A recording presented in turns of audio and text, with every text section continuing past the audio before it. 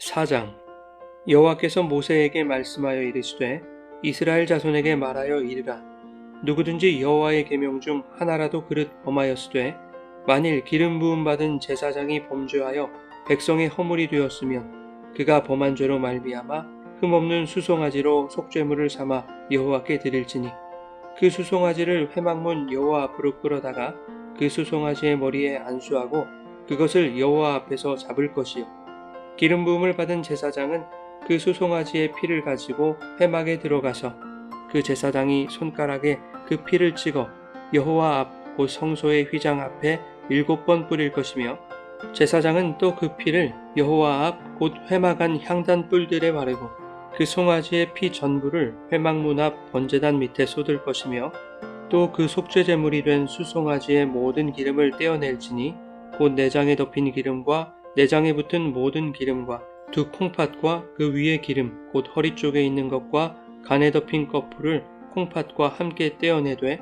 화목제 제물의 소액에서 떼어냄같이 할 것이요 제사장은 그것을 번제단 위에서 불사를 것이며 그 수송아지의 가죽과 그 모든 고기와 그것의 머리와 정강이와 내장과 똥 곧 그 송아지의 전체를 진영 바깥 재버리는 곳인 정결한 곳으로 가져다가 불로 나무 위에서 사르되 곧 재버리는 곳에서 불사를 지니라. 만일 이스라엘 온 회중이 여호와의 계명 중 하나라도 부지 중에 범하여 허물이 있으나 스스로 깨닫지 못하다가 그 범한 죄를 깨달으면 회중은 수송아지를 속죄제로 드릴지니 그것을 회막 앞으로 끌어다가 회중의 장로들이 여호와 앞에서 그 수송아지 머리에 안수하고 그것을 여호와 앞에서 잡을 것이요 기름 부음을 받은 제사장은 그 수송아지의 피를 가지고 회막에 들어가서 그 제사장이 손가락으로 그 피를 찍어 여호와 앞 휘장 앞에 7번 뿌릴 것이며 또 그 피로 회막 안 여호와 앞에 있는 제단 뿔들에 바르고 그 피 전부는 회막 문 앞 번제단 밑에 쏟을 것이며 그것의 기름은 다 떼어 제단 위에서 불사르되 그 송아지를 속죄제의 수송아지에게 한 것 같이 할지며 제사장이 그것으로 회중을 위하여 속죄한즉 그들이 사함을 받으리라. 그는 그 수송아지를 진영 밖으로 가져다가 첫 번 수송아지를 사름같이 불사를 지니 이는 회중의 속죄제니라. 만일 족장이 그의 하나님 여호와의 계명 중 하나라도 부지 중에 범하여 허물이 있었는데 그가 범한 죄를 누가 그에게 깨우쳐 주면 그는 흠없는 순념소를 예물로 가져다가 그 순념소의 머리에 안수하고 여호와 앞 번제물을 잡는 곳에서 잡을지니 이는 속죄제라. 제사장은 그 속죄 제물의 피를 손가락에 찍어 번제단 뿔들에 바르고 그 피는 번제단 밑에 쏟고 그 모든 기름은 화목제 제물의 기름같이 제단 위에서 불사를 지니 이같이 제사장이 그 범한 죄에 대하여 그를 위하여 속죄한즉 그가 사함을 얻으리라. 만일 평민의 한 사람이 여호와의 계명 중 하나라도 부지 중에 범하여 허물이 있었는데 그가 범한 죄를 누가 그에게 깨우쳐 주면 그는 흠없는 암염소를 끌고 와서 그 범한 죄로 말미암아 그것을 예물로 삼아 그 속죄 제물의 머리에 안수하고 그 제물을 번제물을 잡는 곳에서 잡을 것이요 제사장은 손가락으로 그 피를 찍어 번제단 뿔들에 바르고 그 피 전부를 제단 밑에 쏟고 그 모든 기름을 화목제물의 기름을 떼어낸 것 같이 떼어내 제단 위에서 불살라 여호와께 향기롭게 할지니 제사장이 그를 위하여 속죄한즉 그가 사함을 받으리라.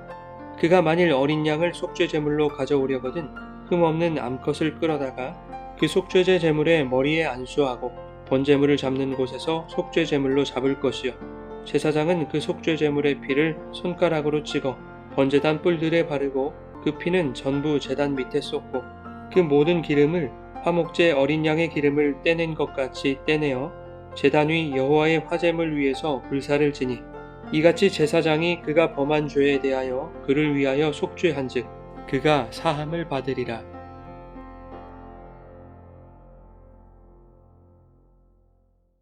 여러분 좋은 아침입니다.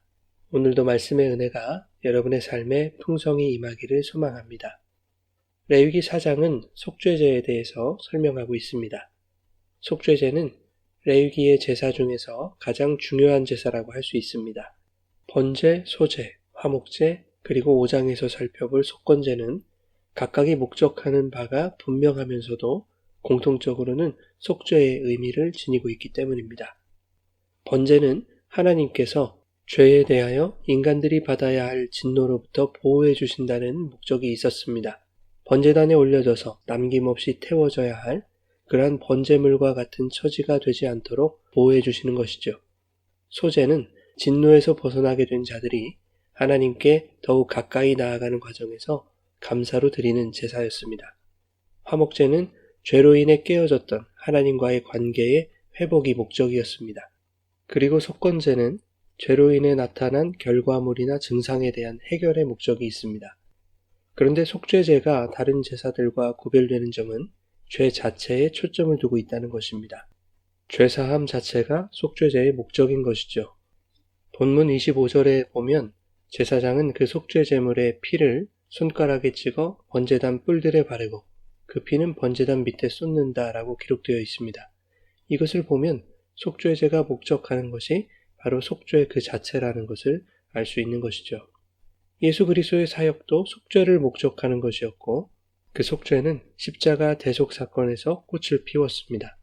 십자가의 대속은 죄인들의 죄 자체를 해결하여 죄의 근본을 무력화시킴으로써 그리스도인들이 죄에서 자유를 얻는 온전한 회복을 이루시는 역사였습니다. 그러므로 이 속죄제 또한 우리를 대표하여 속죄제의 희생제물이 되시고 그 희생제사를 통해 성도를 죄에서 해방시키신 예수 그리스도를 나타내고 있는 것입니다. 그런데 속죄제가 정하고 있는 죄의 범위가 우리를 당혹해 합니다. 2절 말씀에 누구든지 여호와의 계명 중 하나라도 그릇 범한 죄에 대하여 속죄제를 드려야 한다 라고 말씀하죠. 그릇 범한 죄는 비의도적으로 범한 죄를 말합니다. 이것을 설명하는 것이 바로 13절과 14절인데 만일 이스라엘 온 회중이 여호와의 계명 중 하나라도 부지 중에 범하여 허물이 있으나 스스로 깨닫지 못하다가 그 범한 죄를 깨달으면 속죄제를 드리라 라고 말씀하고 있는 것이죠. 즉 성경은 우발적으로 범해진 죄들에 대해서만 속죄제라는 해결책을 제시하고 있는 것입니다. 고의로 짓는 죄에 대해서는 그 해결책에 대해서 언급하고 있지 않습니다. 심지어 민수기 15장 30절 이하에 보면 이렇게 말씀하죠. 고의로 무엇을 범하는 자는 그가 누가 되었든지 여호와를 비방하는 자이므로 백성 중에서 끊어질 것이다. 그런 자는 여호와의 말씀을 멸시하고 명령을 파괴한 자이므로 그 죄악이 자기에게 돌아가서 온전히 끊어질 것이다. 이것은 매우 두려운 말씀 아닙니까? 그렇다면 고의로 지은 죄를 나중에라도 깨닫게 되어서 회개하는 것, 그것이 의미가 없단 말인가? 사실 그 당시 이스라엘 백성이나 오늘날 우리들 할 것 없이 부지중에 짓는 죄보다는 알고도 짓는 죄, 죄라는 것을 알면서도 타협하는 것들이 더욱 많지 않습니까? 그렇다면 이러한 죄들에 대해서 용서받지 못할 뿐만 아니라 정말로 하나님의 백성에서 끊어지게 되는 것일까?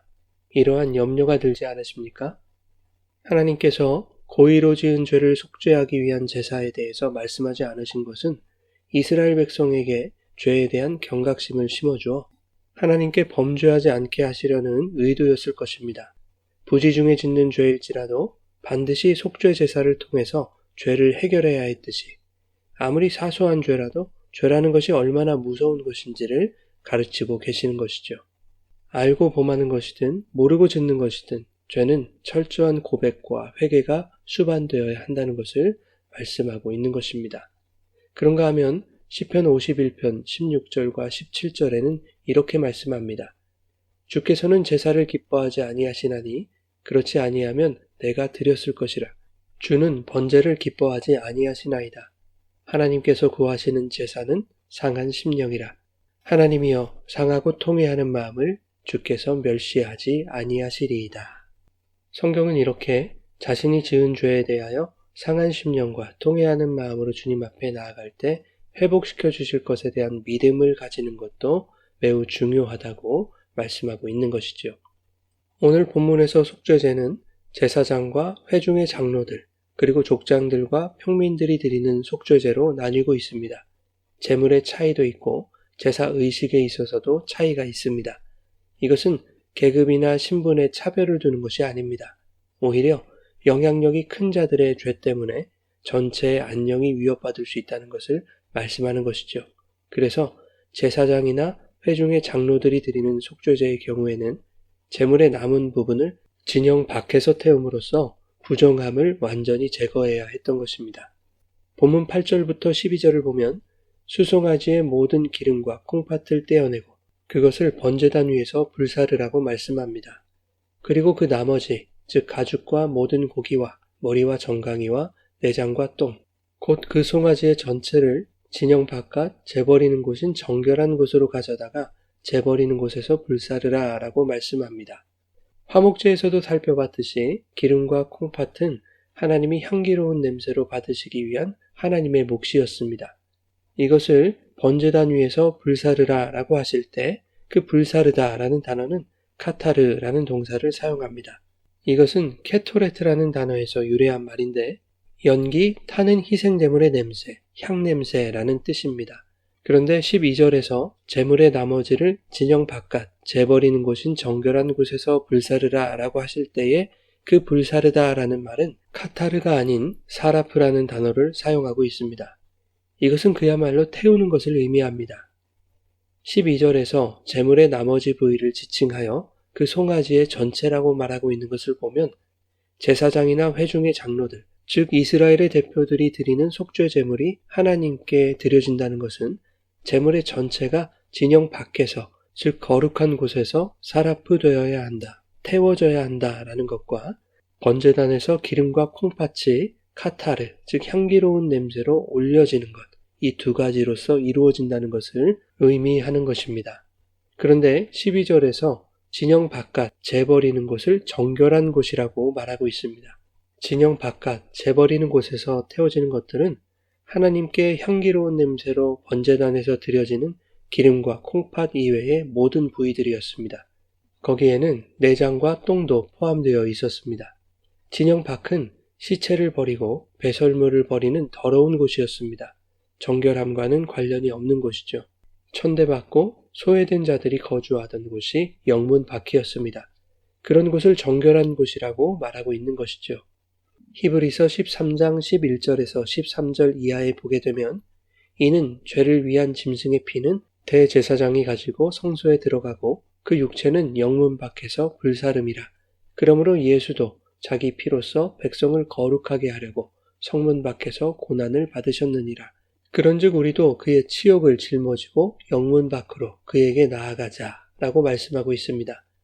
예수께서 예루살렘 성문 바깥인 골고다로 향하여 죽임을 당하신 것은 가인이 쌓아올린 문명이라는 애녹성과 인간들이 쌓아올린 바벨탑과 같은 힘과 권세가 배태해놓은 차별과 소외라는 불의의 성벽을 허무시는 것입니다.